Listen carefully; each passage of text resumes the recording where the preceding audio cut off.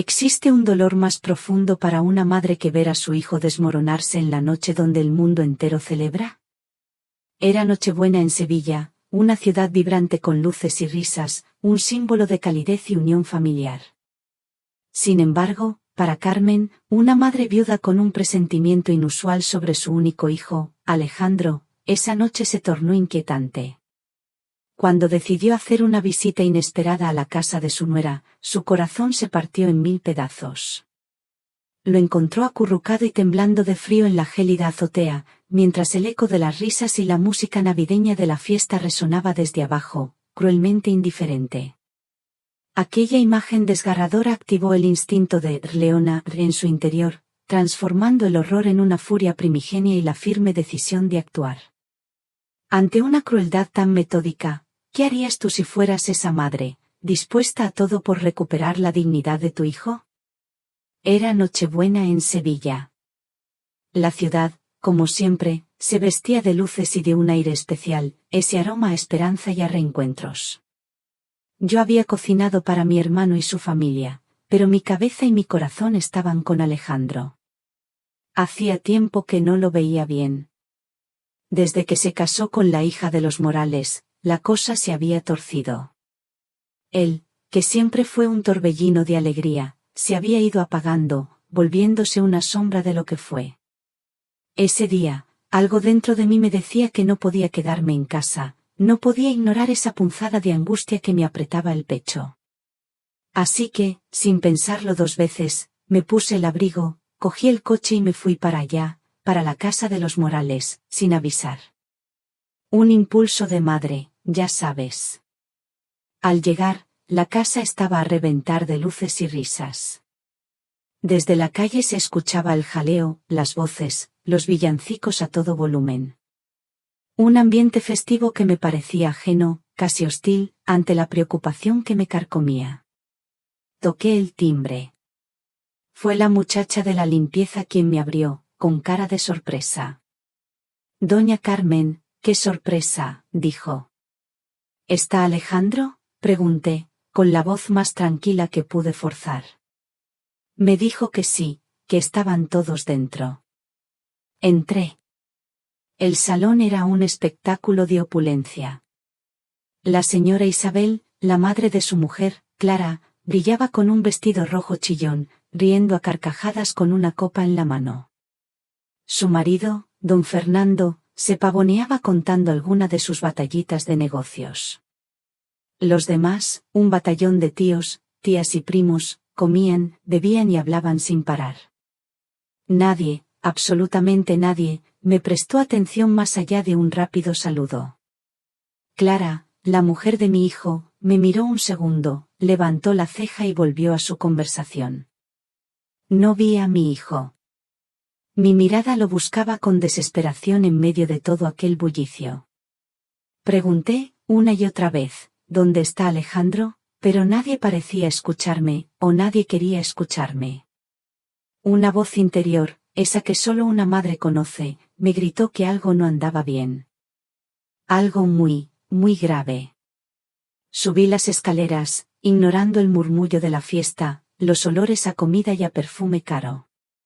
Abrí puerta tras puerta, buscando en las habitaciones, en el estudio. Nada. El pánico empezó a trepar por mi garganta. Entonces, recordé que tenían una azotea a la que Alejandro solía subir para despejarse. Corrí hacia allí. La puerta de la azotea estaba entreabierta. Un frío polar me golpeó la cara en cuanto la abrí. El viento soplaba con saña, cortando la piel. Y allí lo vi. En un rincón, acurrucado, con los brazos abrazándose a sí mismo, tiritando de frío y de algo más, algo que se le veía en los ojos. Mi Alejandro. Mi niño. Estaba encogido, con la cara pálida y los labios azulados, temblando incontrolablemente en la azotea helada, bajo un cielo negro y hostil. Mientras, abajo, la risa de su suegra resonaba como un tambor hueco, y los villancicos seguían a todo volumen, ajenos a la desolación de mi hijo. Un grito mudo se me atragantó en la garganta. La sangre me hirvió. Mis manos se cerraron en puños, las uñas se me clavaban en las palmas. Lo llamé. Alejandro, hijo mío. Me acerqué a él, y al tocarlo, sentí el frío que le calaba los huesos, pero también la desesperación. Sus ojos, antes llenos de vida, ahora estaban vacíos, perdidos. Intentó decir algo, pero solo un balbuceo tembloroso salió de sus labios. Estaba roto. Completamente roto. Lo envolví con mi abrigo, lo abracé con todas mis fuerzas, intentando darle calor, intentando transferirle un poco de mi rabia y mi amor. Luego, lo ayudé a levantarse. Estaba tan débil que apenas podía mantenerse en pie. Lo fui arrastrando, bajando las escaleras, con el corazón destrozado, pero con la mente más clara que nunca. Esto no se quedaba así. Cuando llegué al salón con Alejandro apoyado en mí, pálido y tembloroso, la música se detuvo. Las conversaciones cesaron. Todos los ojos se clavaron en nosotros. Silencio. Un silencio denso, cargado de vergüenza y de juicio. La señora Isabel, con su copa en la mano, me miró con una frialdad que me heló hasta el alma. Carmen, pero, ¿qué estás haciendo? Estás montando un drama innecesario, dijo, con un tono condescendiente, como si yo fuera una sirvienta que había cometido una falta. Él necesitaba un poco de aire fresco para espabilarse, ¿verdad, Alejandro?, añadió, con una sonrisa forzada y cruel, sin esperar respuesta, girándose hacia el resto de la mesa. Ya sabéis cómo son los hombres, necesitan mano dura. Mi cuerpo tembló, no de frío, sino de una rabia primigenia, salvaje, que nunca antes había sentido. Mis ojos se encontraron con los de Clara, la mujer de mi hijo. Ni una pizca de preocupación. Solo un enfado disimulado. Mano dura, ¿esto es lo que llamáis mano dura? Mi voz sonó más fuerte de lo que pretendía, resonando en el silencio. Esto es crueldad, esto es dejar a mi hijo tirado como un perro. La señora Isabel se levantó, su vestido rojo pareciendo aún más vibrante en contraste con su cara de piedra. Carmen, estás haciendo un mundo de esto. Los hombres tienen que ser fuertes, no esconderse en la azotea como un niño. Sus palabras, frías y afiladas como cuchillos, no me llegaron. Mi mirada estaba fija en mi hijo, que seguía temblando, aferrándose a mí. No dije una palabra más. No valía la pena. Mi guerra no era con ella en ese momento, sino por mi hijo. Pasé por delante de la mesa del festín, arrastrando a mi Alejandro. Sus ojos, los de todos, nos seguían. Había estupor, sí, pero no una sola mano que se extendiera para ayudar, ni una sola palabra de compasión. Ni de Clara, ni de su padre, ni de nadie. Solo un silencio cómplice. Salimos de esa casa infernal. El frío de la calle me pareció menos cruel que el que había dentro. Abrí la puerta del coche. Ayudé a Alejandro a sentarse, lo arropé. Cerré la puerta. Me senté al volante, encendí el motor. Miré a mi hijo, que tenía la mirada perdida en la oscuridad de la noche. Esto se ha acabado, hijo, le susurré, la voz ronca por la emoción contenida, pero con una determinación de hierro. Esto se ha acabado. Y la que ha empezado esta guerra, soy yo. El motor rugió, y con él, el rugido de la leona que acababa de despertar dentro de mí. Esa Nochebuena, la guerra comenzó. Y yo no iba a perderla. Jamás. Dejamos la casa de los Morales en silencio, con el corazón destrozado y el alma encendida. Conduje sin rumbo fijo por un momento, solo necesitaba alejarme de aquel infierno. Mi único objetivo era poner a mi hijo a salvo, lejos de las miradas de juicio y la crueldad disfrazada de preocupación. No podía llevarlo a mi casa en ese estado, no todavía. Necesitábamos un refugio, un lugar neutral donde pudiera empezar a sanar. Opté por un hotel discreto en las afueras, uno de esos lugares impersonales donde uno puede esconderse del mundo sin preguntas. Una vez en la habitación, lo primero que hice fue preparar un baño caliente. Ayudé a Alejandro a quitarse la ropa empapada de frío y a meterse en la bañera. El agua tibia pareció devolverle un poco de color a sus labios. Me senté en el borde, lavándole el pelo con suavidad, como hacía cuando era niño. No me dijo nada. Su mirada seguía perdida, sus ojos vacíos, pero al menos el temblor de su cuerpo se fue calmando. Era como un autómata, un muñeco roto. Mi corazón sangraba viéndolo así. Cuando salió del baño, lo envolví en una toalla grande y limpia. Le puse una de mis camisetas, que le quedaba enorme, y un pantalón de chándal que me había prestado la recepción. Pedí algo de comida ligera al servicio de habitaciones, pero él solo tomó un par de bocados antes de caer exhausto en la cama. Lo arropé con las mantas, le besé la frente. Se durmió al instante, un sueño pesado, agotado, el sueño de quien ha estado luchando contra un enemigo invisible. Me quedé sentada en el sillón de la habitación, observándolo dormir, con la luz tenue de una lámpara de pie como única compañía. El silencio de la noche era abrumador, solo roto por la respiración pausada de mi hijo. Y en ese silencio, con el eco de la Nochebuena aún resonando en mis oídos, mi mente empezó a viajar hacia atrás, a desentrañar el hilo de los acontecimientos, a buscar las señales que había pasado por alto. ¿Por qué no me di cuenta antes?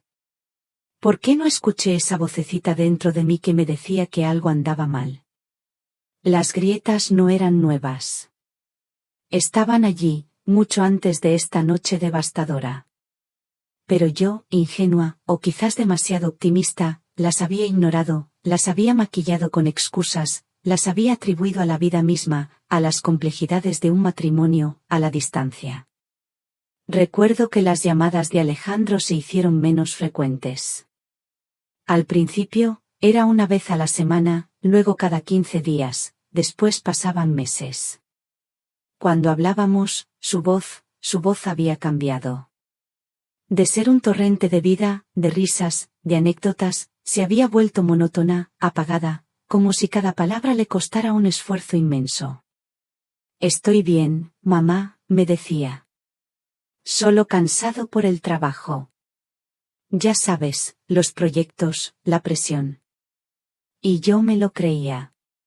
O quería creérmelo. ¿Por qué en ese momento no profundicé? ¿Por qué no le pregunté qué tipo de trabajo era ese que le robaba el alma? Luego estaban los 2 abortos espontáneos de Sofía. El primero fue un golpe duro para todos, pero lo entendimos como algo que, lamentablemente, a veces ocurre. Me preocupé por mi nuera, por la tristeza que eso debía causarle. La llamé. Sofía me habló con una voz, ¿cómo decirlo? Demasiado plana. Sí, Carmen, ha sido un palo. Pero bueno, ya pasará. Hay que ser fuerte. Ni una lágrima, ni un atisbo de esa desolación que yo sentía por ella, por mi hijo, por ese nieto que se nos había ido. Era como si recitara un guión. Quizás es su forma de afrontarlo, pensé entonces. Qué equivocada estaba. El segundo aborto fue aún más extraño. Ocurrió unos 8 meses después del primero. Esta vez, fue Sofía quien me llamó. La recordaba al teléfono, su voz era tan fría, tan desprovista de emoción, que me heló la sangre. Ha vuelto a pasar, Carmen. Otro aborto. Parece que no soy buena para esto. No hubo lamentos, ni un quiebre en su voz. Era como si me estuviera contando la lista de la compra. Y lo que más me perturbó fue que, en un momento dado, mientras Sofía hablaba, pude escuchar una voz susurrante al fondo, una voz que reconocí al instante, la de la señora Isabel, su madre. Parecía estar dándole instrucciones, dictándole lo que tenía que decir. Dile que estas cosas pasan, que no es su culpa, oí claramente. Un escalofrío me recorrió. En ese momento, lo atribuí al dolor, a la necesidad de consuelo. Pero ahora, aquí, en esta habitación de hotel, la imagen de Sofía repitiendo esas frases huecas, con su madre al fondo, se me antojaba siniestra. ¿Estaban manipulando la situación? ¿Estaban controlando la información? ¿Y los regalos? Siempre me ha gustado enviarle cosas a Alejandro por su cumpleaños o Navidad. Pequeños detalles, un libro que sé que le gustará, una bufanda que le tejí con mis propias manos. Después del primer año de casados, los regalos empezaron a extraviarse. Lo siento, Carmen, pero el paquete de cumpleaños no llegó, me dijo Sofía una vez. Quizás se perdió en el correo. Ya sabes cómo son estas cosas.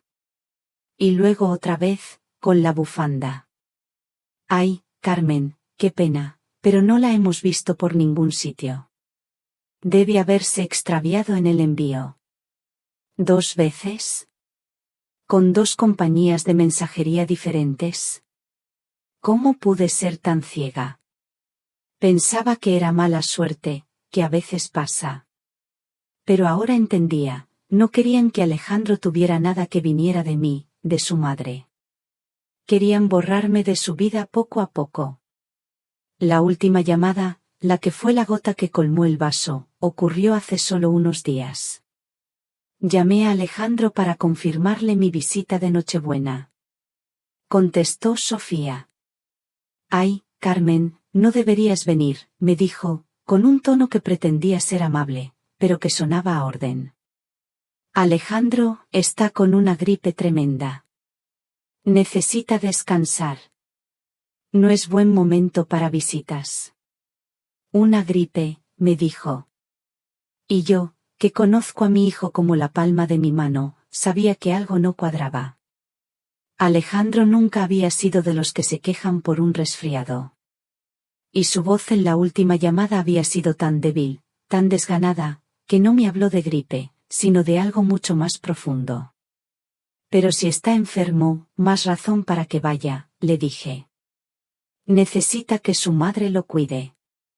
Sofía insistió, su voz un poco más firme ahora, casi irritada. No, Carmen, en serio. Está muy mal. Necesita tranquilidad. Ya te llamaremos cuando esté mejor. Y colgó.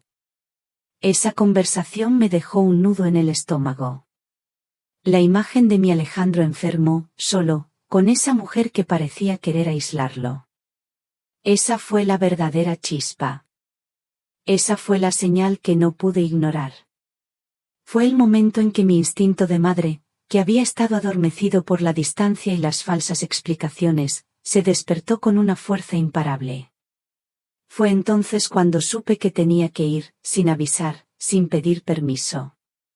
Aquí estoy ahora. Sentada en este sillón, con mi hijo durmiendo el sueño de los justos, o quizás el de los exhaustos. Mi mente es un torbellino de reproches. ¿Por qué fui tan estúpida? ¿Por qué no leí entre líneas? ¿Por qué no me di cuenta de las sutilezas de Sofía, de la manipulación de Isabel? Ojalá hubiera escuchado mi corazón, en lugar de mi razón que siempre buscaba la explicación más sencilla, la menos dolorosa. Pero ya está. Las grietas se han convertido en un abismo, y la verdad, cruda y dolorosa, se ha revelado ante mis ojos.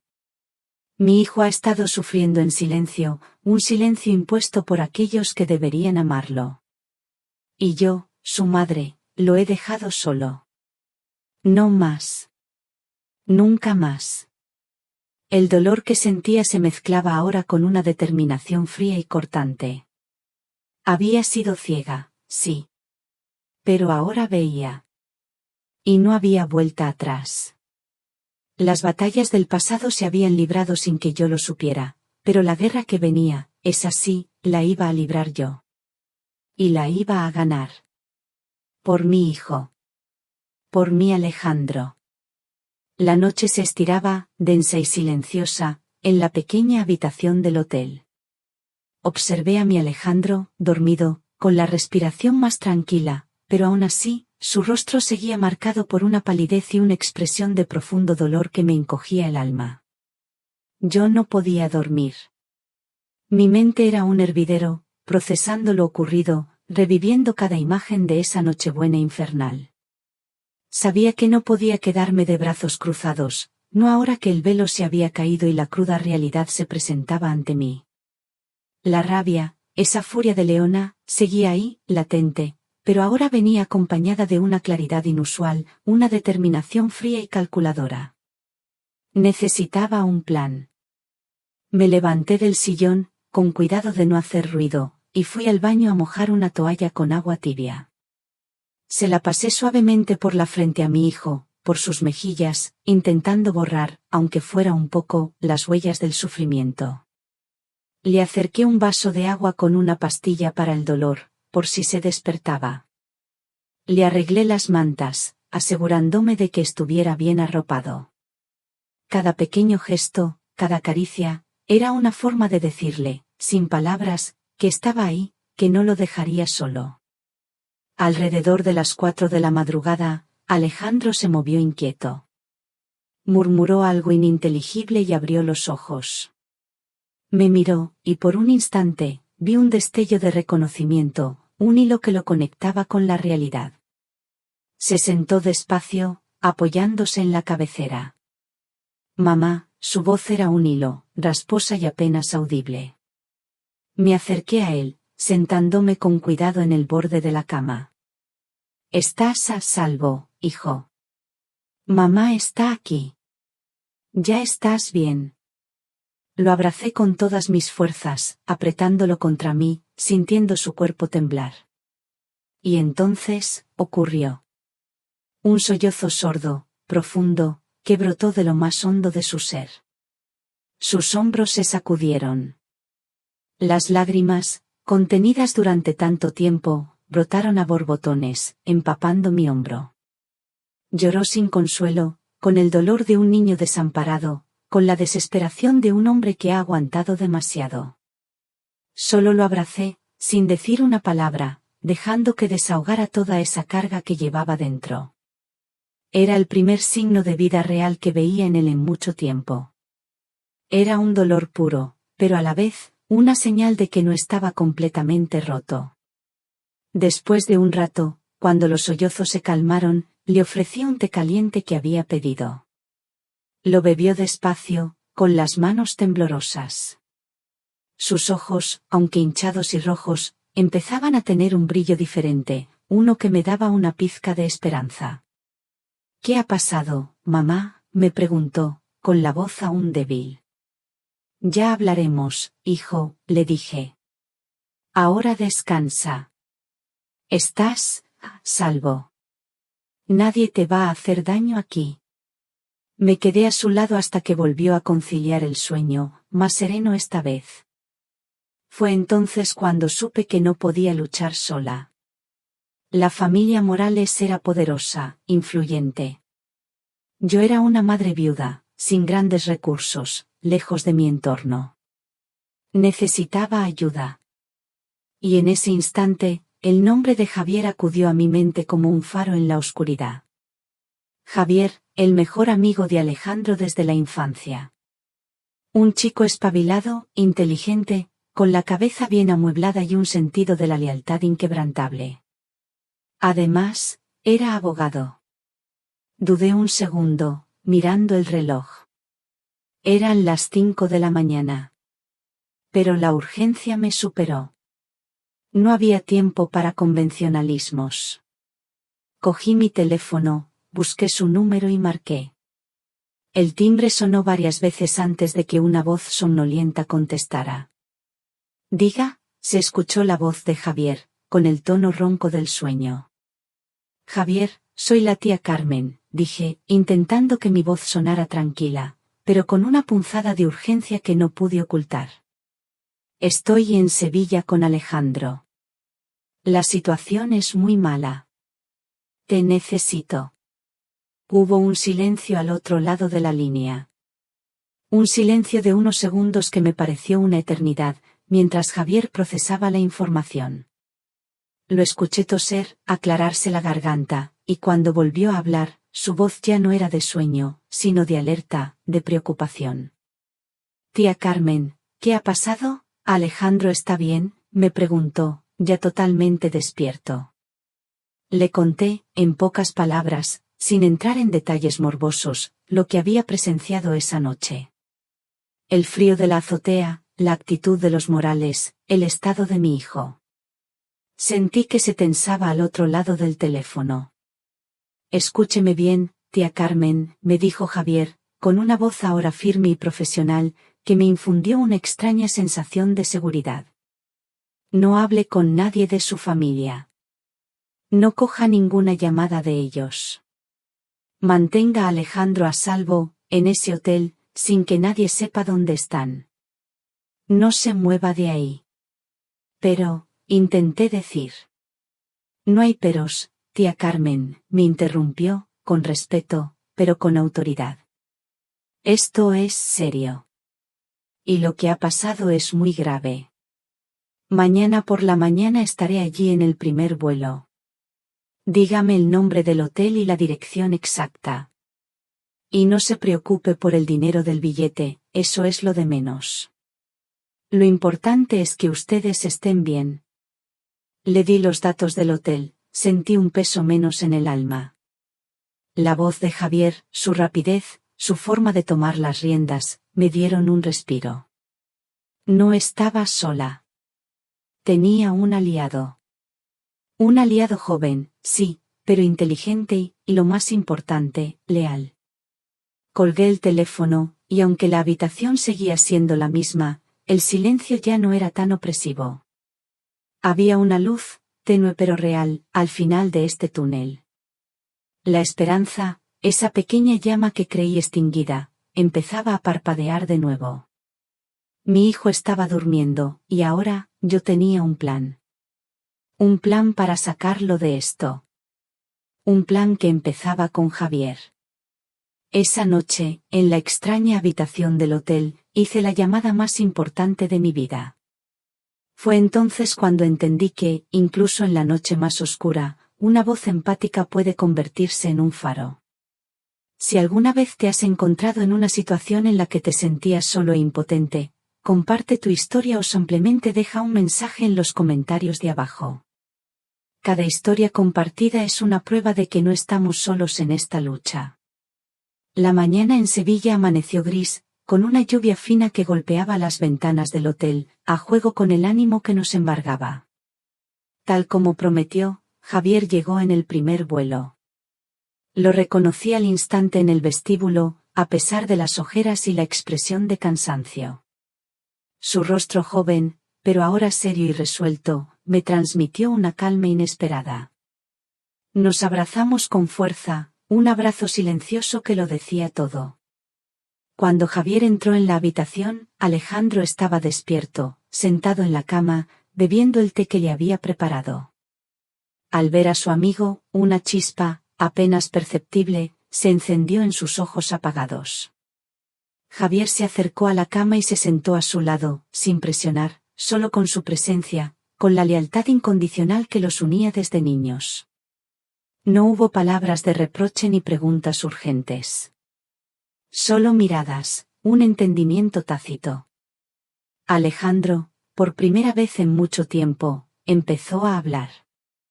Su voz era débil, entrecortada por la emoción y el agotamiento, pero cada palabra, cada fragmento, era como un golpe en el pecho. Carmen, yo, solo podía escucharlo, con el corazón encogido, con una calma forzada que me costaba mantener, mientras las piezas de este rompecabezas macabro empezaban a encajar. Javier, a mi lado, tomaba notas en silencio, su rostro transformado en una máscara de concentración, pero sus ojos, de vez en cuando, se encontraban con los míos, revelando una profunda compasión y una indignación creciente. Mamá. Javier, comenzó Alejandro, la voz apenas un susurro. Todo empezó después del primer aborto. No sé, al principio intentaron ser amables, pero luego era mi culpa. Y así, poco a poco, con interrupciones, con largos silencios llenos de dolor, con lágrimas que no derramaba pero que se adivinaban en sus ojos, Alejandro desnudó su alma.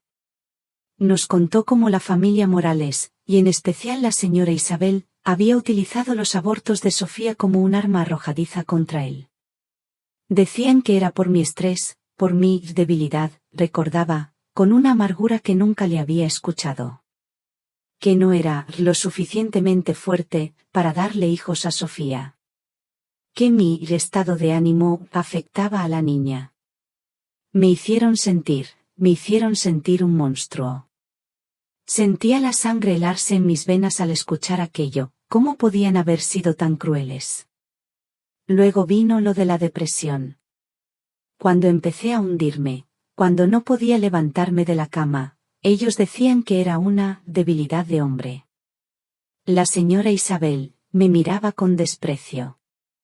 Un hombre de verdad no se deprime, Alejandro, me decía. Se levanta y lucha.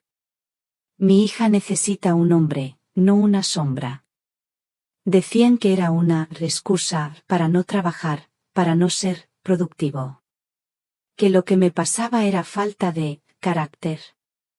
Me negaban la posibilidad de estar mal, de sentirme deprimido. Mi Alejandro, mi hijo sensible y bondadoso, había sido despojado de su derecho a sentir, a sufrir, bajo el yugo de una crueldad disfrazada de exigencia. ¿Cómo pude no verlo? Dios mío, ¿cómo pude estar tan ciega? Pero lo que más nos impactó fue la forma en que lo aislaron. Poco a poco, mis amigos, mis llamadas. Mis mensajes a ti, mamá, desaparecían. Alejandro nos reveló cómo la señora Isabel controlaba el teléfono de Sofía con mano de hierro. Ella revisaba sus mensajes, sus llamadas. Si te enviaba un mensaje, mamá, o Javier, ella lo borraba.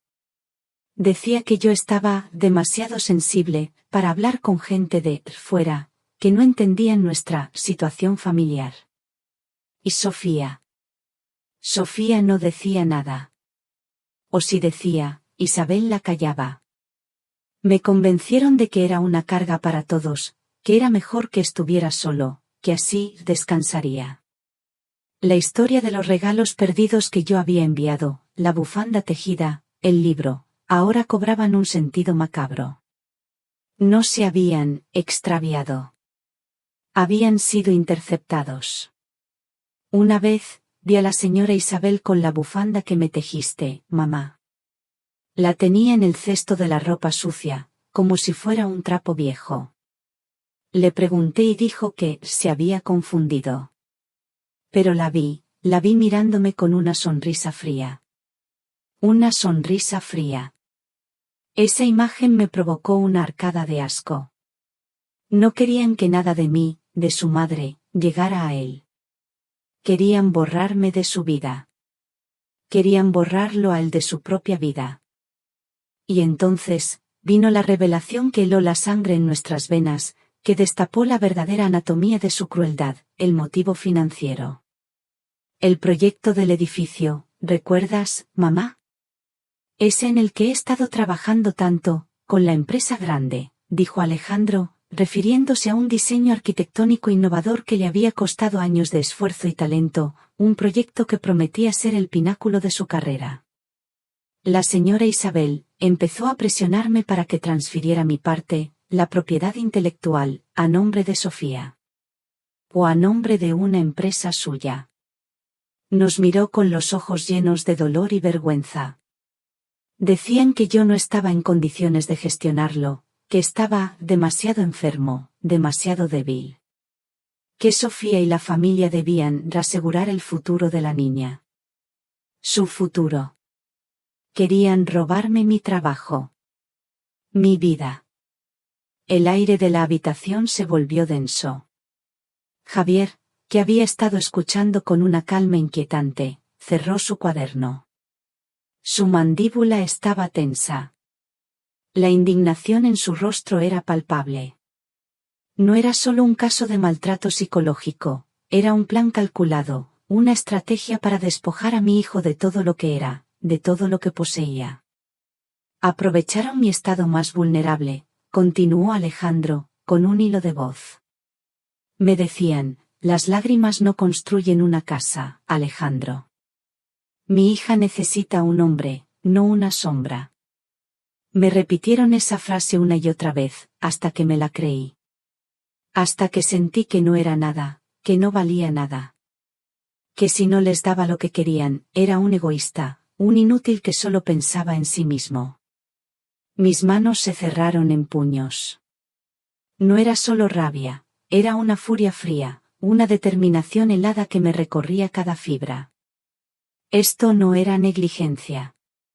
Esto era depredación.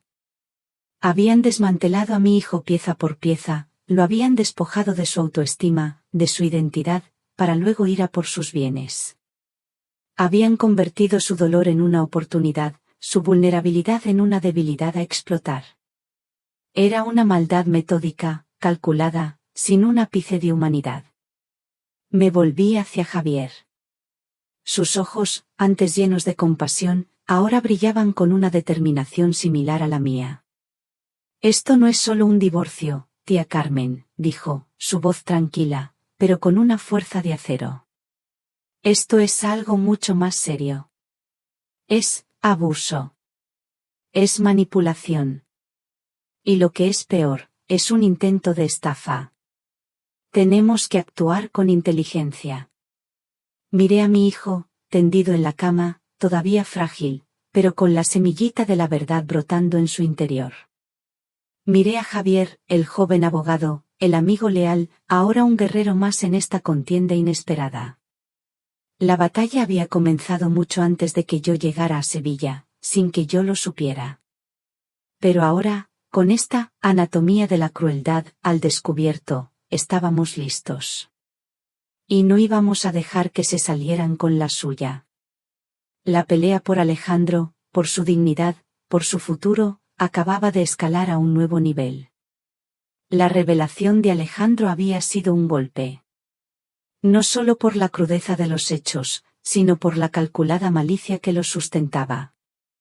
No era una simple desavenencia familiar, ni un malentendido conyugal, era un ataque metódico, una aniquilación silenciosa de mi hijo, diseñada para despojarlo de su identidad, su autoestima y, finalmente, de su patrimonio.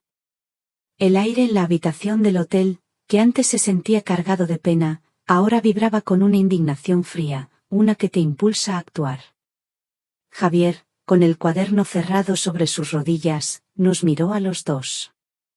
Su rostro, que había mantenido una expresión de seriedad durante el relato de Alejandro, ahora se endurecía con una determinación de acero. Tía Carmen, Alejandro, dijo, su voz tranquila pero con una autoridad que no esperaba en un chico tan joven. Esto es mucho más complejo de lo que parece. No podemos ir directamente a la policía con esto. La familia Morales tiene contactos. Tienen influencia. Y lo primero que harían sería intentar desacreditar a Alejandro. Lo convertirán de víctima en un marido psicológicamente inestable. Dirán que está deprimido, que tiene delirios, que es un resentido.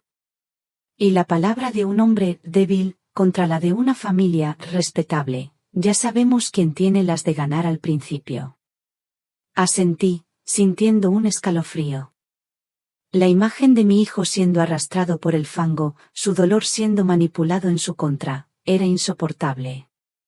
Tenía que haber una manera. Entonces, ¿qué hacemos, Javier?, pregunté, mi voz sonando más firme de lo que me sentía. Había llegado el momento de dejar que la emoción diera paso a la estrategia. Mi corazón de madre estaba destrozado, pero mi mente tenía que estar clara. Javier se inclinó hacia adelante, su mirada recorriendo a Alejandro y a mí. Tenemos que jugar nuestras cartas con inteligencia. Nuestro primer objetivo es asegurar legalmente la separación de Alejandro de Sofía. Eso es fundamental. Un divorcio que proteja sus intereses, su patrimonio y, lo más importante, su salud mental. Y eso lo haremos de forma discreta, por ahora. No queremos alertarlos antes de tiempo. Alejandro, que había estado escuchando en silencio, con la mirada aún algo perdida, parpadeó. Divorcio, murmuró. La idea, tan drástica, parecía abrumarlo. Sí, hijo, le dije yo, tomándole la mano. Es lo que necesitas. Es el primer paso para recuperar tu vida. Javier continuó, pero no podemos quedarnos solo en lo legal. Como le decía, la narrativa es crucial aquí. Ellos van a intentar controlar lo que se dice de esto. Y nosotros tenemos que hacerlo primero. Tenemos que contar nuestra historia. La verdad. La verdad de Alejandro. Lo miré, confundida. Contar nuestra historia, ¿cómo? ¿A quién? Javier sonrió, una sonrisa pequeña, casi imperceptible, pero llena de astucia. Tía Carmen, usted tiene una voz. Una voz que es la de una madre que lucha por su hijo. Y hoy en día, las voces que resuenan más fuertes son las que vienen del corazón, las que son auténticas. Sugiero que creemos una plataforma. Un blog, quizás un podcast. Un lugar donde usted pueda compartir la historia de Alejandro, desde su perspectiva de madre. Poco a poco. Sin nombres, al principio. Contando los signos, las grietas, la manipulación, el aislamiento. Y lo que pasó en Nochebuena. La idea me pilló por sorpresa. Yo, Carmen, ¿escribiendo? Contando mi vida, la de mi hijo, al mundo. Nunca había sido una persona de muchas palabras en público. Mi vida había sido siempre privada, familiar. Pero la imagen de Alejandro en la azotea, temblando, me dio la fuerza que necesitaba. Un blog, repetí, asimilando la idea. Sí, afirmó Javier. Lo llamaremos. La silla vacía en la mesa. Es una metáfora potente. La silla de Alejandro, vacía en su propia vida, mientras la gente a su alrededor celebraba. Hablaremos del vacío que crearon a su alrededor. Usted será la voz, tía Carmen. Nadie puede contar esta historia con la emoción y la autenticidad de una madre. Yo me encargaré de la parte técnica, de la estrategia, de proteger su identidad y la de Alejandro hasta que sea el momento adecuado. Pero la historia, esa la contará usted. Miré a Alejandro. Sus ojos, antes vacíos, ahora tenían un brillo. No era de alegría, todavía no. Pero era de algo más. De reconocimiento, quizás de esperanza, de una chispa de dignidad que se encendía. Estoy de acuerdo, dijo Alejandro, su voz más clara y firme que en todo el día. Estoy de acuerdo. No quiero seguir en silencio. No quiero que me sigan destrozando. Quiero recuperar mi silla. Esa fue la confirmación que necesitaba. La señal de que mi hijo, aunque herido, estaba empezando a luchar de nuevo. ¿Qué quería su vida de vuelta? Bien, dijo Javier, con un tono de victoria contenida. Entonces, el plan es este. Primero, nos aseguramos de que Alejandro esté seguro y reciba el apoyo psicológico que necesita. Eso es lo más importante. Segundo, yo empiezo a trabajar en los trámites legales del divorcio, de la manera más discreta posible. Y tercero, tía Carmen, usted empieza a escribir. Empiece por el principio. Por lo que le pasó a usted esa Nochebuena. Con sus propias palabras. Sin adornos. La verdad desnuda. Sentí una mezcla de miedo y una excitación extraña, una energía que hacía mucho tiempo no sentía. Era la energía de la batalla, la energía de la supervivencia. No era la lucha que había imaginado para mi vejez, pero era la lucha que me tocaba. Y la iba a librar con todas mis fuerzas. Javier sacó su portátil, un modelo fino y moderno, y me lo ofreció. Empiece cuando quiera, tía Carmen. No se preocupe por la perfección. Solo deje que sus sentimientos fluyan. Cogí el portátil, algo torpe al principio. Lo abrí. La pantalla se iluminó. Un cursor parpadeante me esperaba. Miré a Alejandro, que me sonrió débilmente. Su silla no iba a estar vacía mucho tiempo más. Y así, en esa habitación de hotel, en una fría mañana de Sevilla, mientras la lluvia golpeaba el cristal y el mundo de los Morales seguía ajeno a nuestra determinación, Carmen, la madre, se sentó frente a la pantalla y empezó a escribir. Me llamo Carmen. Una madre de toda la vida, viuda desde hace años, con un solo hijo, mi Alejandro. Y lo quiero más que a mi propia vida, más que al aire que respiro.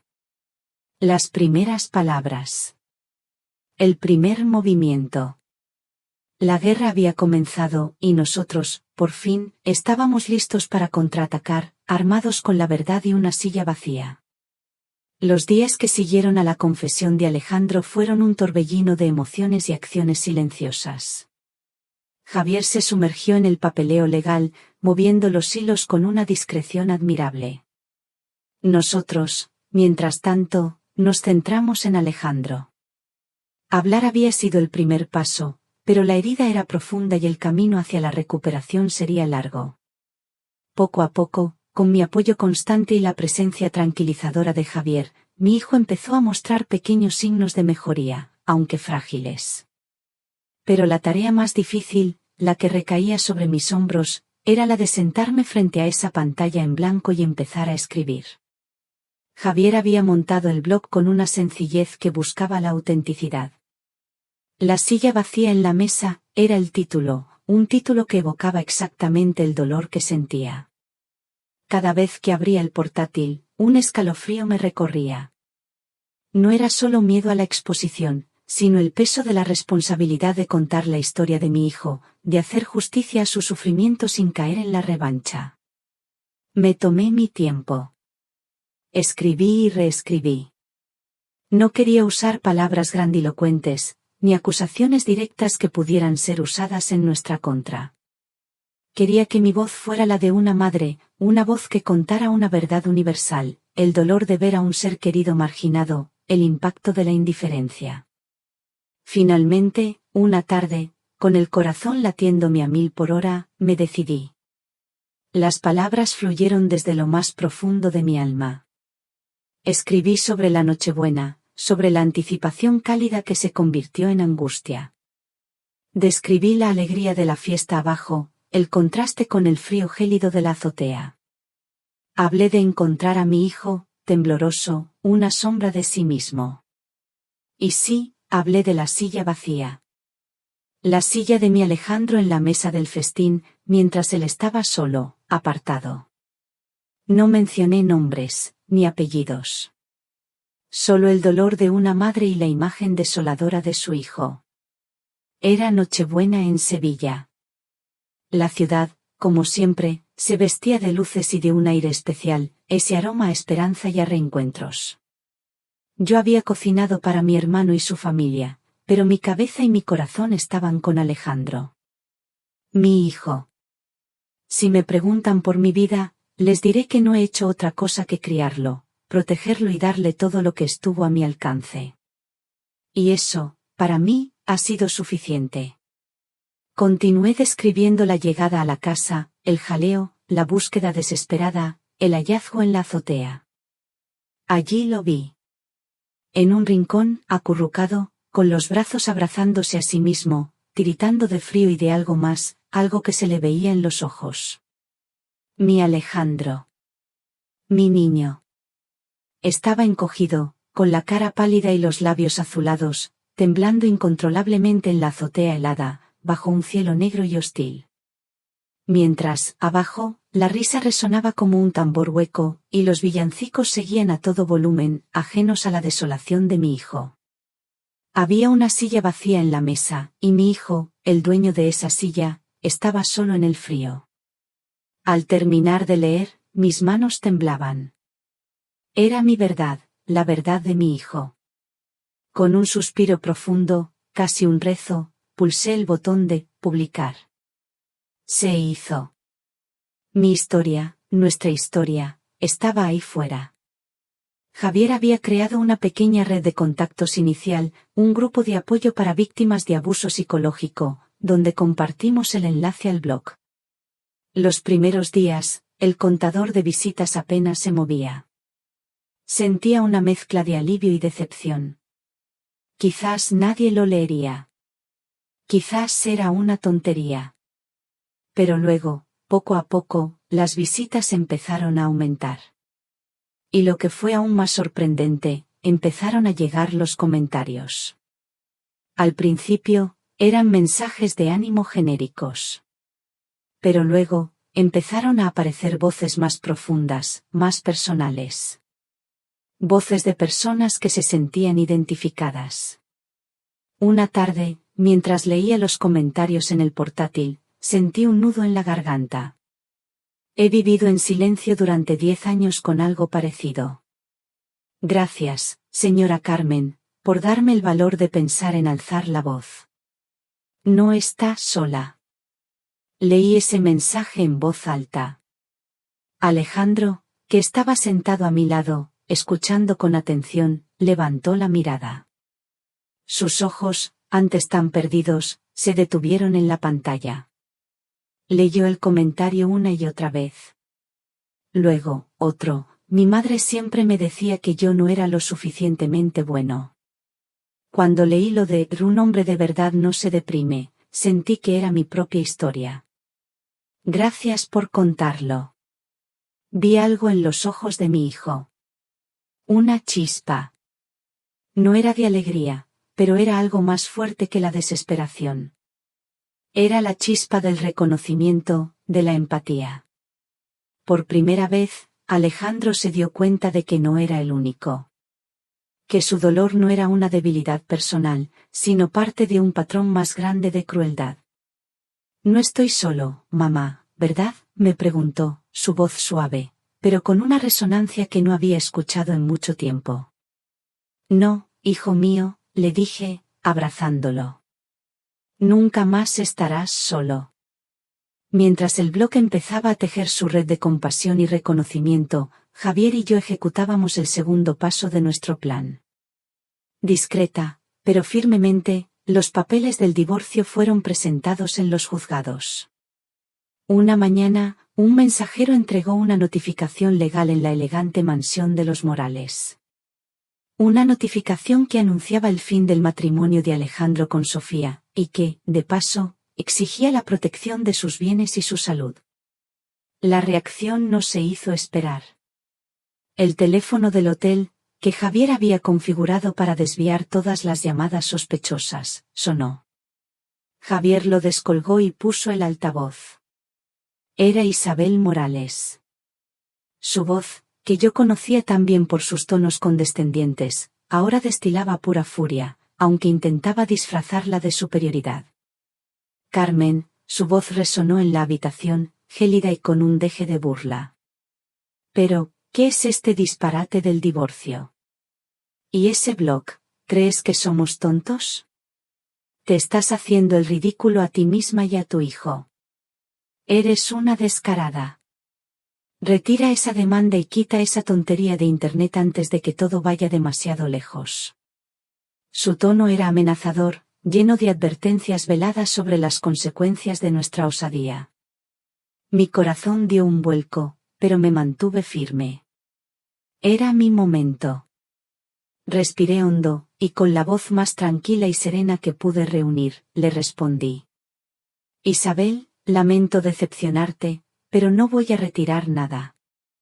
Y en cuanto a que todo vaya demasiado lejos, créeme, Isabel, todo fue demasiado lejos la Nochebuena. Cuando dejaste a mi hijo temblando de frío y desesperación en una azotea, mientras tú celebrabas la Navidad. Ahí fue donde todo fue demasiado lejos. Hubo un silencio al otro lado de la línea. Un silencio atónito. Podía imaginarme la cara de Isabel, su sorpresa ante mi inesperada respuesta. Luego, un atrevida, ya verás, gutural, y un golpe seco al colgar. Javier y yo nos miramos. Alejandro, que había escuchado cada palabra, tenía los ojos brillantes. No había alegría, no, pero había algo parecido a una victoria silenciosa. Un pequeño, pero significativo, acto de autoafirmación. El primer movimiento estaba hecho. La silla vacía había empezado a hablar, y el eco de su voz ya resonaba más allá de lo esperado. Y los Morales, por primera vez, sabían que la guerra, lejos de ser un juego de niños, había comenzado de verdad. Y esta vez, no jugaríamos según sus reglas. El eco de mi conversación con Isabel en el teléfono seguía resonando en mi cabeza. Sabía que no se quedarían de brazos cruzados. La calma tensa que habíamos disfrutado mientras el blog comenzaba a germinar y Javier movía los hilos legales estaba a punto de romperse. Y así fue. No tardaron en desatar su furia. Una semana después de la notificación de divorcio y la publicación de mi primer post, Javier nos encontró en el hotel con un rostro sombrío.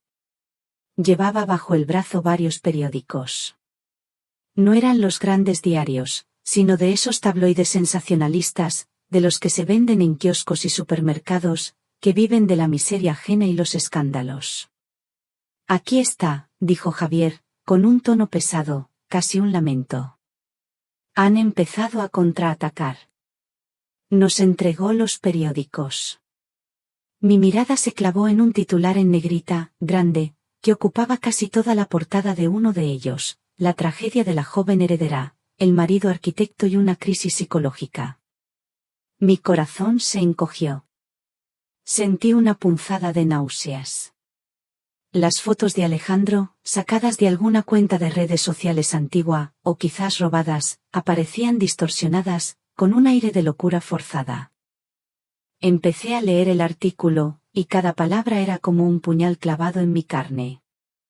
Lo describían como un arquitecto de talento inestable, un marido errático y celoso de la prometedora carrera empresarial de su esposa Sofía. Hablaban de brotes de ira incontrolables y de profundos episodios depresivos que lo hacían incapaz de cumplir con sus responsabilidades matrimoniales y profesionales. Decían que era él quien había maltratado psicológicamente a Sofía, que la había humillado en público y que ella era la víctima silenciosa de su inestabilidad mental. Incluso insinuaban que los abortos de Sofía habían sido causados por el estrés que él le provocaba. El artículo estaba lleno de fuentes cercanas a la familia, anónimas, por supuesto, que pintaban un cuadro espantoso de mi hijo, un hombre manipulador, egoísta, resentido, y con serios problemas mentales. La guinda del pastel era una frase atribuida a un experto en psicología familiar, que sin haberlo visto nunca, diagnosticaba a Alejandro con trastornos de personalidad narcisista y tendencias depresivas. Levanté la vista del papel, mis manos temblaban, mis ojos nublados por las lágrimas de rabia y dolor. Miré a Alejandro, que leía el mismo artículo, su rostro, ya pálido, se volvió lívido. Sus ojos se abrieron, llenos de incredulidad y un dolor profundo. Era como si lo volvieran a clavar en la cruz. Esto es mentira, susurró Alejandro, su voz un hilo. Todo es mentira. Javier, con la voz firme, nos interrumpió. Están intentando voltear la tortilla. Crear una imagen pública de Alejandro como el villano, el inestable. Esto es obra de una buena firma de relaciones públicas. Saben lo que hacen. Su tono era profesional, pero su mirada revelaba la indignación que sentía. No podemos dejar que esto nos hunda. Tenemos que ser más fuertes. Los días siguientes fueron una tortura. Cada vez que salíamos a la calle, sentía miradas, susurros. Imaginaba que todos los que nos veían habían leído esos artículos, que nos juzgaban. Mi corazón de madre se retorcía. Quería gritar, defenderme, desmentir cada una de esas calumnias. Quería proteger a mi hijo de esta nueva tormenta. Pero Javier me había aconsejado calma, que no reaccionara impulsivamente. Cada movimiento en falso será usado en su contra, tía Carmen, me había dicho. Ellos quieren nuestra reacción. No se las daremos. Contraatacaremos con la verdad, no con el ruido. Mientras tanto, Alejandro seguía yendo a sus sesiones con la psicóloga que Javier había recomendado. Eran sesiones duras, agotadoras, pero necesarias.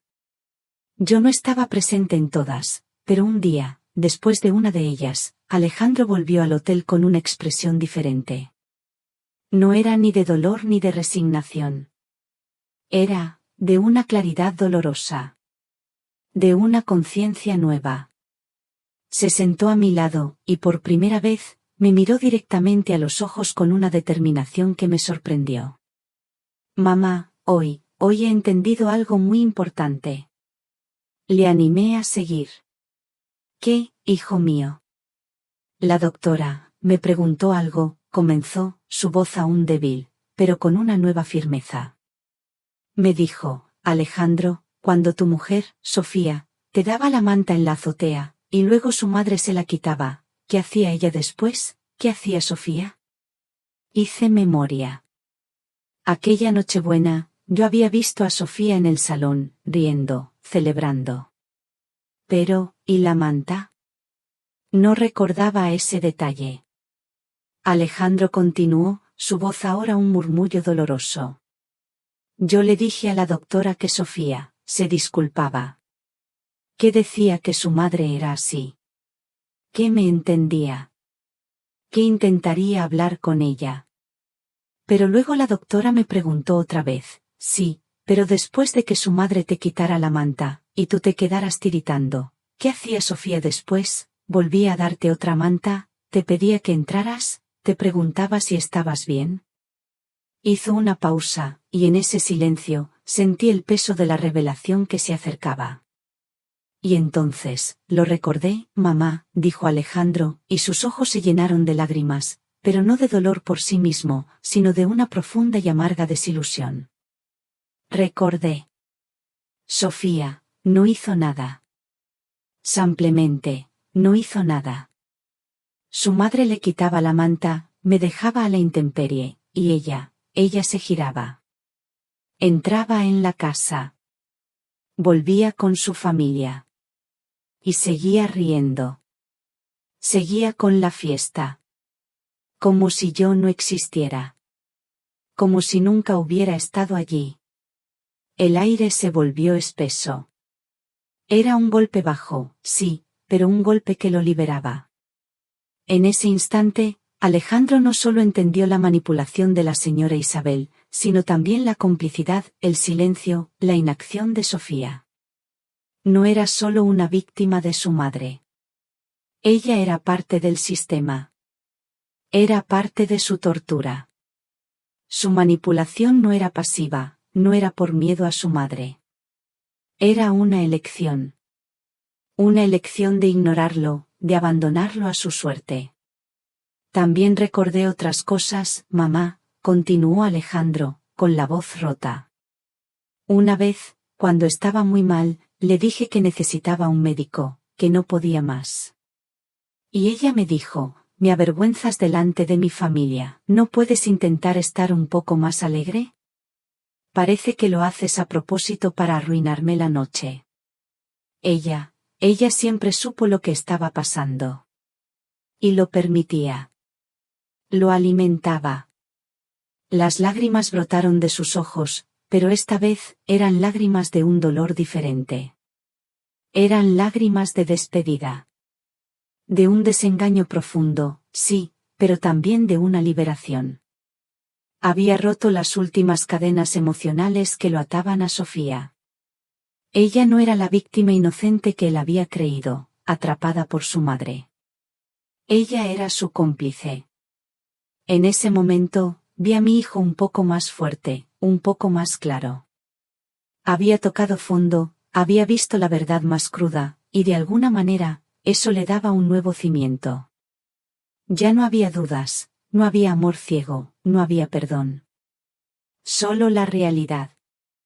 Esa noche, después de que Alejandro se retirara a descansar, yo seguía con el corazón encogido por el dolor y la rabia de leer esos artículos infames. Pero las palabras de mi hijo, la claridad con la que había visto la complicidad de Sofía, me dieron una fuerza renovada. No iba a permitir que me hundieran. No iba a permitir que hundieran a mi hijo. Me senté frente al portátil. Mi corazón latía con la indignación, pero mi mente estaba fría y resuelta. Abrí el blog, la silla vacía en la mesa. Empecé a escribir mi segundo post. No iba a responder a las mentiras con más mentiras. Iba a responder con la verdad, con la dignidad, con la experiencia humana. Titulé mi nuevo post, La fuerza no es nunca caerse, sino cómo nos levantamos. No hablé de los morales. No mencioné los tabloides. Hablé de la depresión. Hablé de la importancia de la empatía, de escuchar a los que sufren en silencio. Hablé de cómo la sociedad a menudo confunde la vulnerabilidad con la debilidad, y cómo juzgamos a quienes piden ayuda. Escribí sobre el estigma de la salud mental, sobre la necesidad de tender la mano. Conté, de forma general, cómo el amor incondicional de una madre puede ser el único faro en la oscuridad, sin nombrar a Alejandro. Era una respuesta universal, una defensa de todos los que sufren, y al mismo tiempo, la defensa más poderosa para mi hijo. Hay quienes creen que la fortaleza reside en no mostrar ninguna fisura, en no caer nunca. Pero la verdadera fuerza, la que construye al ser humano, reside en la capacidad de levantarse una y otra vez, de afrontar la oscuridad, de pedir ayuda cuando es necesario. La depresión no es una debilidad de carácter, es una enfermedad. Y quienes la sufren, necesitan apoyo, no juicio. Necesitan compasión, no desprecio. Necesitan una mano tendida, no una silla vacía. Esa noche, después de leer las palabras amargas que escribieron sobre mi hijo, pensé que me derrumbaría. Pero justo en ese momento, recordé los comentarios, los mensajes de ustedes. Si aún me están escuchando, por favor, ayúdenme comentando con el número 1 aquí abajo, para saber que todavía hay compañeros conmigo en este viaje. Su presencia es el mayor aliento para que les cuente la última parte de la historia, la parte en que nos enfrentamos a ellos en los tribunales. Gracias a ustedes. La tormenta se había desatado, tal como Javier había predicho. Los artículos difamatorios eran solo el principio. Los Morales, con su fortuna y sus contactos, movían todos sus hilos. Su equipo legal, una firma de abogados de renombre, nos envió una avalancha de documentos, citaciones y contrademandas. Querían ahogarnos en papeleo, intimidarnos, agotarnos. Mientras tanto, sus relaciones públicas seguían alimentando a la prensa amarillista con historias retorcidas sobre la inestabilidad de Alejandro y mi afán de protagonismo. La presión era inmensa. Había días en que me sentía abrumada, con la cabeza dándome vueltas, preguntándome si habíamos hecho lo correcto. El peso de lo que estábamos enfrentando era enorme. Pero cada vez que miraba a mi hijo, o cada vez que leía un nuevo mensaje de apoyo en el blog, mi determinación se renovaba. No podíamos rendirnos. Javier, por su parte, trabajaba incansablemente.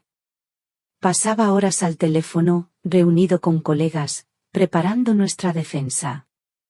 Nos explicó que los abogados de los Morales estaban construyendo un caso sólido, basado en testimonios de expertos, comprados y la reputación intachable que la familia había cultivado a lo largo de los años.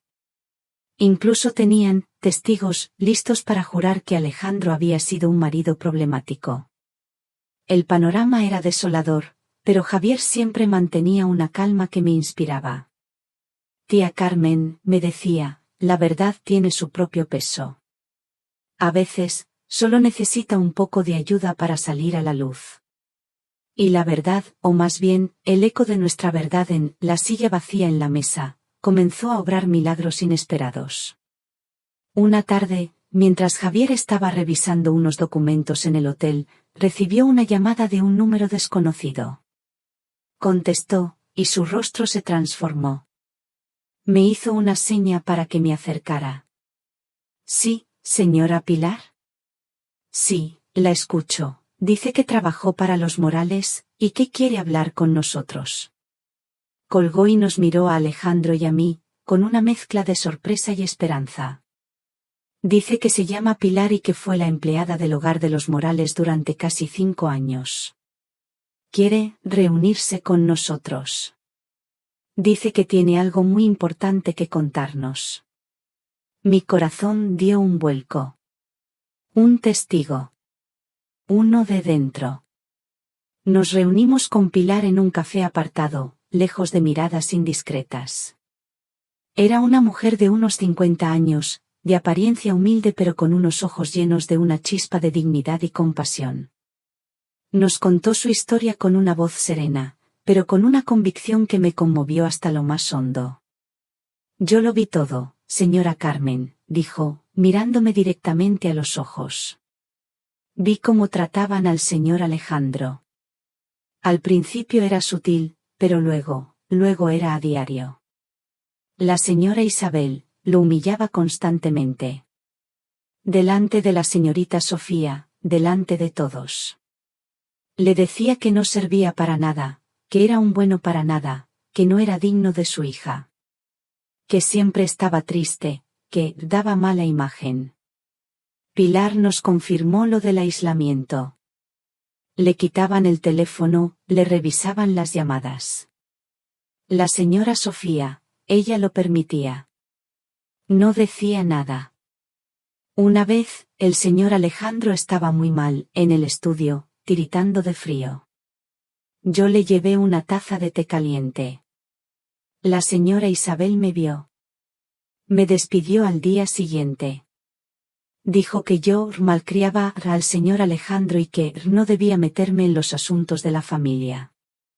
Mi sangre hirvió de indignación al escuchar aquello, pero también sentí un profundo agradecimiento por la valentía de Pilar. Ella había arriesgado su sustento por un acto de bondad. Alejandro, que escuchaba en silencio, tenía los ojos fijos en Pilar. Por primera vez, veía confirmada su experiencia por una persona ajena a la familia. No era un delirio. No era su debilidad. Era real. La mirada de Pilar hacia él era de pura compasión, y eso, lo sé, fue un bálsamo para el alma herida de mi hijo. Pero la sorpresa no acabó ahí. Unos días después, recibimos otro mensaje, esta vez a través del blog. Un correo electrónico anónimo que decía, he leído su historia. Me ha conmovido. La familia Morales me hizo algo similar hace años. Estoy dispuesto a ayudar. Mi nombre es Mateo y fui socio de Fernando Morales. Javier arregló otra reunión secreta. Mateo era un hombre elegante, de unos 60 años, con una mirada dura pero honesta. Nos estrechó la mano con firmeza. Reconozco su modus operandi, nos dijo, sin rodeos. Fui socio de don Fernando en un proyecto inmobiliario. Todo iba bien, hasta que decidieron que querían mis acciones. Empezaron una campaña de difamación en mi contra, rumores sobre mi vida privada, inventándose historias. Me hundieron la reputación, me aislaron, me hicieron la vida imposible. Acabé vendiendo mis acciones por una miseria, solo para que me dejaran en paz. No tuve pruebas en su momento, pero sé cómo operan. Mateo nos contó cómo había luchado solo, cómo la familia Morales había utilizado su poder para destrozar su nombre y su negocio. Cuando leí lo de su hijo, señora Carmen, sentí una rabia tremenda. Sé lo que es sentirse acorralado, solo, sin poder defenderse. No pude hacer nada por mí, pero quizás pueda hacer algo por Alejandro. Su testimonio era oro. No solo confirmaba la malicia sistemática de los Morales, sino que sentaba un precedente, demostrando que no era un incidente aislado, sino una estrategia recurrente para eliminar a aquellos que se interponían en su camino o que poseían algo que ellos codiciaban. Alejandro, al escuchar a Mateo, al ver que no era el único, sintió una oleada de alivio. La vergüenza que lo había ahogado empezaba a disiparse. Estaba recuperando su dignidad, su valía. Estaba siendo validado. Mientras tanto, los abogados de los Morales, al ver que no nos habíamos amedrentado con su campaña de desprestigio, lanzaron un nuevo ataque, una oferta de conciliación.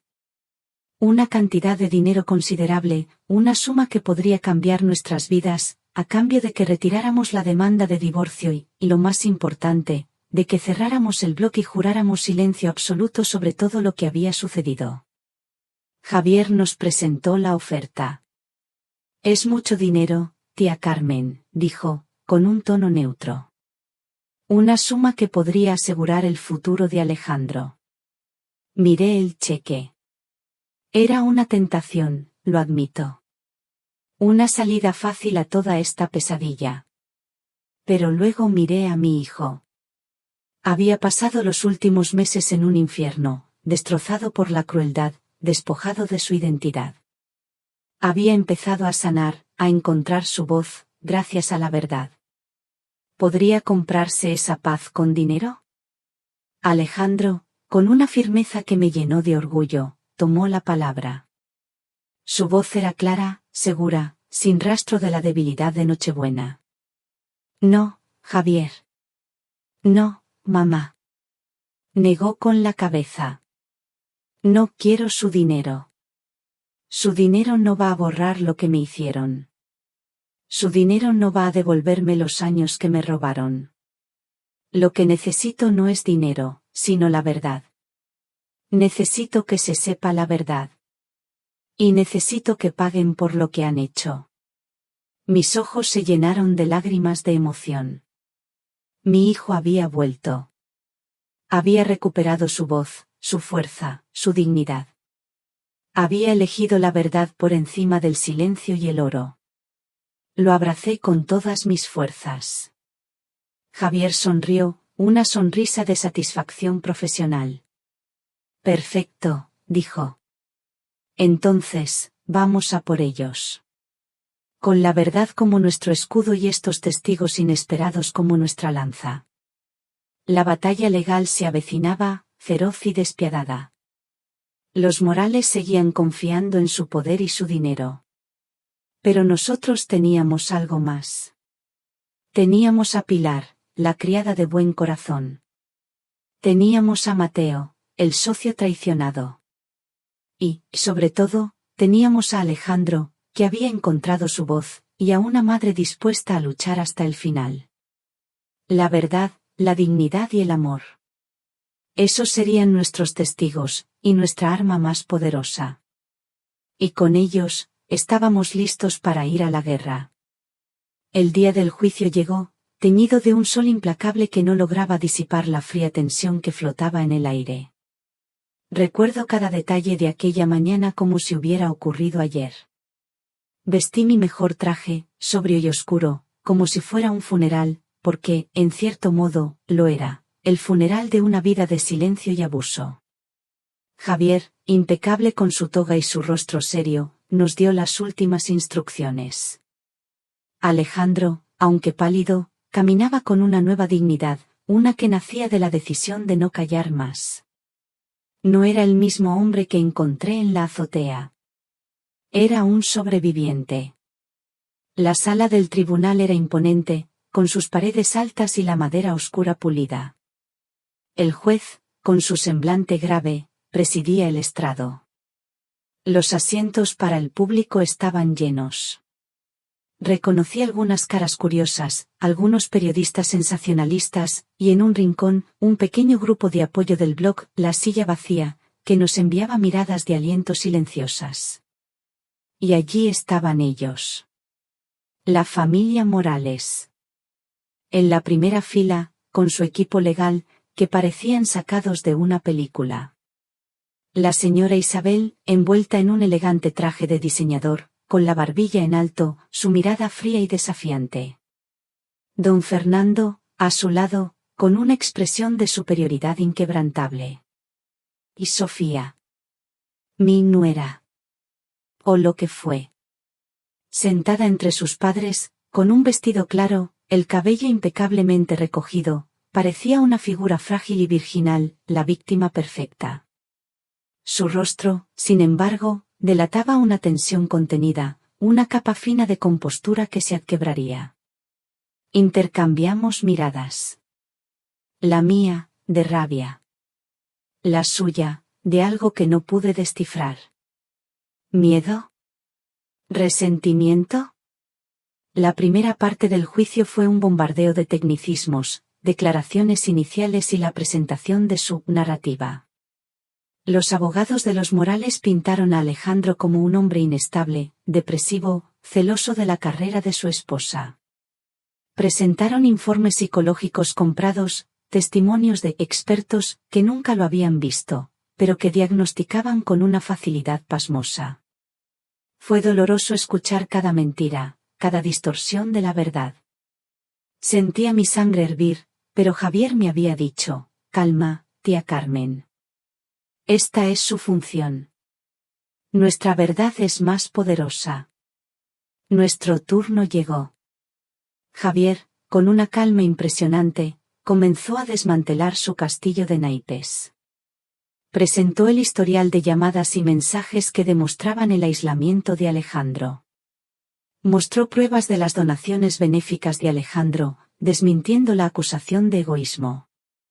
Pero el verdadero punto de inflexión llegó con nuestros testigos. La primera en declarar fue Pilar. Subió al estrado con la misma dignidad que mostró en el café. Su voz, aunque suave, era clara y firme.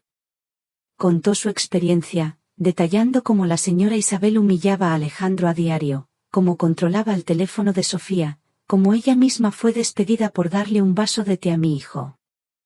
Él estaba muy mal, señor juez, dijo Pilar, con sus ojos fijos en el estrado. Lo vi temblar muchas veces. La señora Isabel le decía que no era un hombre, que era una carga. Y la señorita Sofía, ella no decía nada. Solo miraba hacia otro lado. La defensa de los Morales intentó desacreditarla. Usted fue despedida, ¿verdad, señora Pilar? ¿No cree que eso le da un motivo para guardar rencor a la familia Morales y para inventar estas historias? El abogado, un hombre corpulento con voz estruendosa, intentaba intimidarla.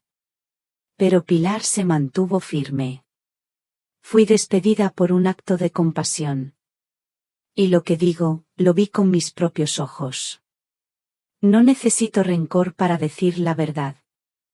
Fue entonces cuando la señora Isabel, que había estado conteniendo su furia, no pudo más. Se puso de pie bruscamente en su asiento, con el rostro enrojecido. Es una mentirosa, una empleada de la limpieza no tiene derecho a opinar sobre los asuntos de mi familia, siempre ha sido una entrometida, una resentida. Su voz, que hasta entonces había sido controlada, se elevó en un grito, revelando la verdadera esencia de su desprecio de clase y su arrogancia. El juez golpeó el mazo. Orden en la sala, señora Morales. Si no puede guardar silencio, tendré que pedirle que se retire. La sala quedó en un silencio tenso, y la indiscreción de Isabel resonó, mostrando su verdadera cara, no la de la elegante dama que pretendía ser. Vi un destello de inquietud en el rostro de Sofía. Luego declaró Mateo. Su testimonio fue un golpe maestro. Con una calma profesional, expuso cómo los Morales habían utilizado tácticas similares de difamación y aislamiento para arrebatarle sus acciones en un proyecto. Su modus operandi es claro, señor juez, declaró Mateo. Crean un ambiente de asfixia psicológica, destruyen la reputación de la persona, la aíslan, y luego se aprovechan de su vulnerabilidad para obtener beneficios económicos. Lo que le hicieron a Alejandro, lo intentaron hacer conmigo. El abogado de los Morales intentó negar la conexión, pero Javier presentó pruebas documentales de las negociaciones de Mateo, los artículos difamatorios de la época y la similitud con el caso de Alejandro. La sala entera sintió el peso de la evidencia. El motivo financiero, hasta entonces un rumor, se hacía tangible. Finalmente, llegó el momento de Alejandro. Se puso de pie, y aunque pude sentir la tensión en su cuerpo, su mirada era firme. Caminó hacia el estrado con una nueva fortaleza, cada paso un acto de desafío silencioso. Juró decir la verdad. Javier comenzó con preguntas sobre su estado mental, sobre el aislamiento. Alejandro, con voz serena, relató el infierno que había vivido. Habló de las humillaciones, de cómo lo culparon por los abortos de Sofía, de cómo su depresión fue tachada de debilidad. Describió la Nochebuena, el frío en la azotea, el ruido de la fiesta abajo. Me hicieron sentir que no valía nada, que era una carga. Me quitaron el derecho a sentir, a sufrir. Me robaron mi voz, dijo, y su voz no temblaba, sino que resonaba con la autoridad de quien ha recuperado su verdad. La defensa intentó acorralarlo, cuestionando su credibilidad debido a su historial de depresión. ¿No cree usted, señor Alejandro, que su estado mental en esos momentos pudo haber distorsionado su percepción de los hechos? El abogado de los Morales era incisivo. Alejandro lo miró. Mi depresión fue real, señor abogado. Pero la crueldad de su cliente, la señora Isabel, y la indiferencia de su hija, también lo fueron. Mi percepción no estaba distorsionada, estaba herida. Y esa herida me hizo ver la verdad con una claridad que antes no tenía. Su respuesta fue un golpe directo. Luego, Javier se centró en el proyecto arquitectónico, en la presión para transferir las acciones. Alejandro explicó cómo, en su momento de mayor vulnerabilidad, fue presionado para ceder su obra de vida. Me dijeron que era por el futuro de Sofía, por la seguridad de la familia, relató. Pero lo que querían era mi trabajo, mi esfuerzo, el fruto de mis años de dedicación. Javier presentó correos electrónicos, grabaciones de llamadas sutilmente persuasivas, documentos que revelaban la trama. La sala entera se quedó en silencio al escuchar la fría premeditación de los Morales. Y entonces, Javier le hizo la pregunta clave, la que había planeado para el clímax. Alejandro, mirando a Sofía y a la señora Isabel, ¿hay algo que quiera decirles? Alejandro se tomó un momento. No miró a Isabel. Su mirada se posó directamente en Sofía. Sus ojos se encontraron. Vi en el rostro de Sofía una mezcla de sorpresa, quizás miedo, y por un instante, un atisbo de algo que parecía remordimiento. La voz de Alejandro resonó en la sala, tranquila pero llena de una fuerza contenida que te helaba la sangre. Cada palabra era un martillo golpeando la pared de mentiras. Sofía, dijo, sin alzar la voz, pero con una intensidad que capturó la atención de todos. No te culpo por los hijos que perdimos. El destino a veces es cruel.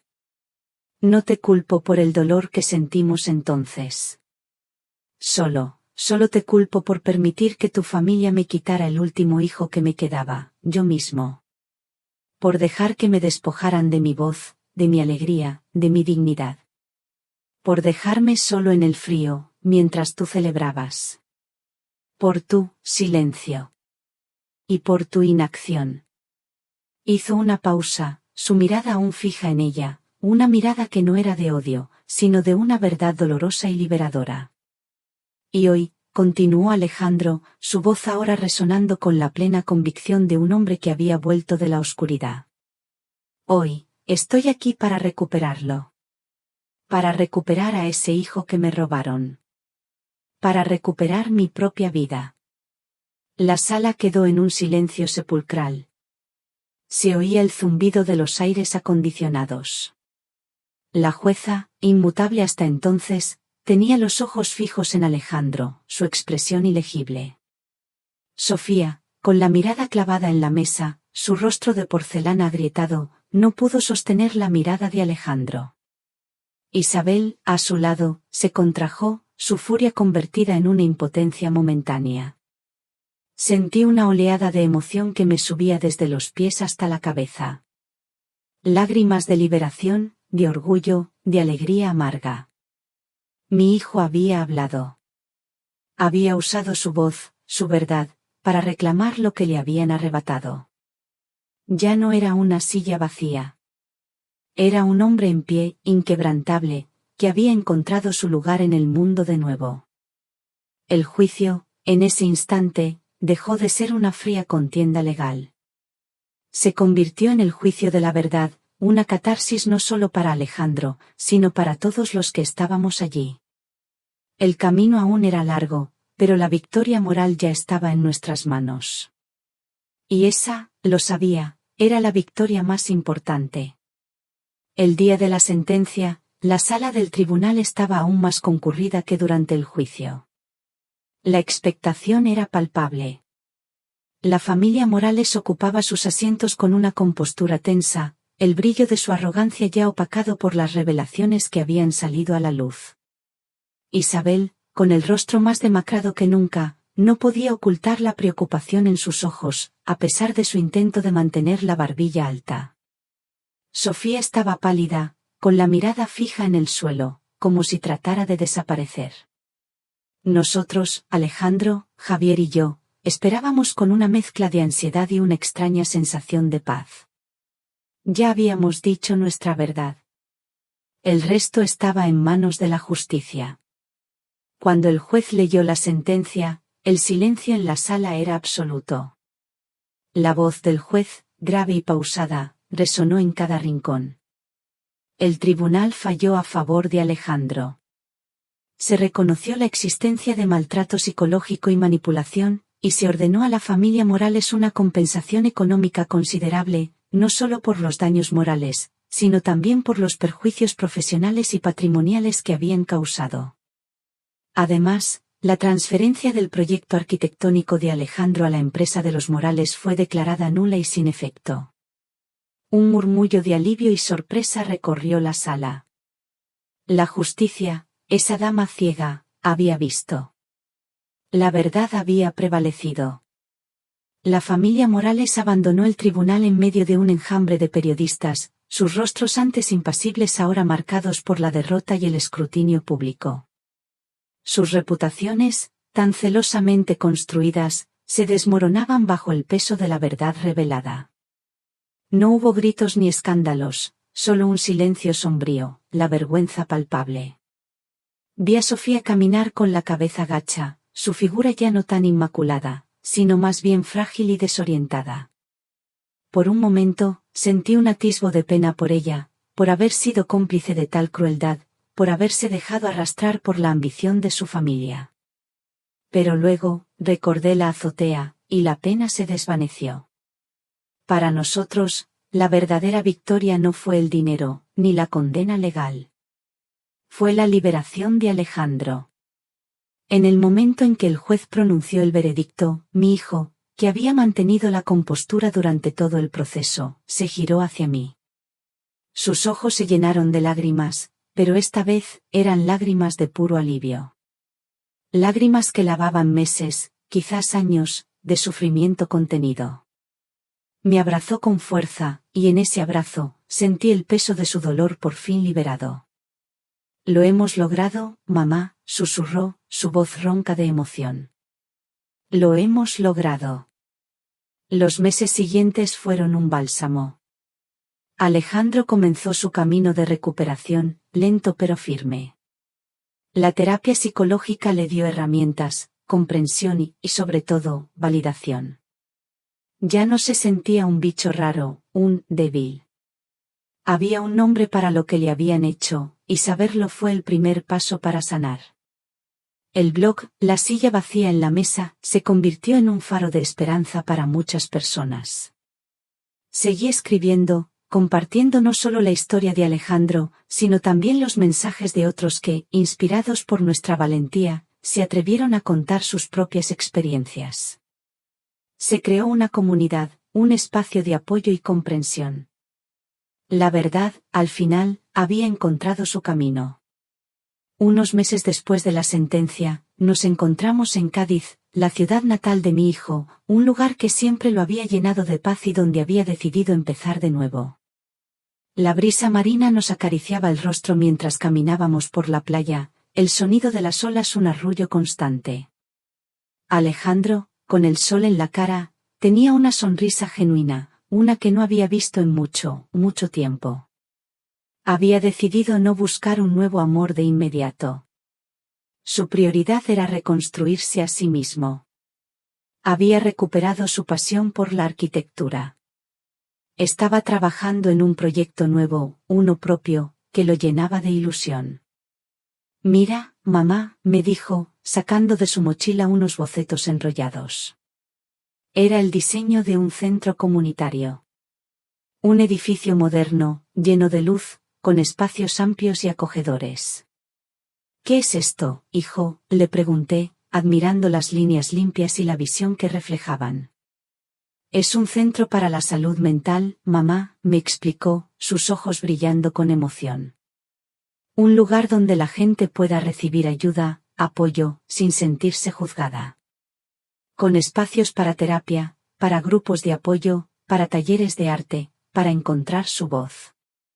Y hay un patio interior, muy luminoso, donde siempre habrá un banco, para que nadie, nunca, se sienta solo en el frío.